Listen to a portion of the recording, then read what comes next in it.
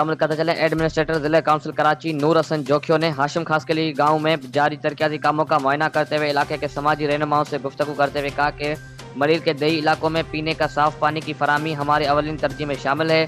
ضلع کونسل کراچی کے محدود وسائل ہونے کے باوجود ہر ممکنہ کوشش کر رہے ہیں کہ ہمارے حدود آنے والے علاقوں کو بہتر سے بہتر سہولت فراہم کی جائے۔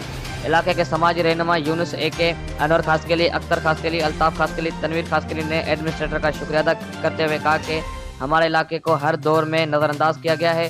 ایڈمنسٹریٹر کا شکریہ ادا کرتے ہیں کہ انہوں نے علاقے کی ترقی کے لیے خاطر خواہ اقدامات کیے ہیں۔ انہوں نے کہا کہ ہماری خوش نصیبی ہے کہ ملیر سے مقامی افراد اعلیٰ منصبوں پر تعینات ہو رہے ہیں، جس سے ملیر کے دیہی آبادیوں کے مسائل ختم ہو جائیں گے۔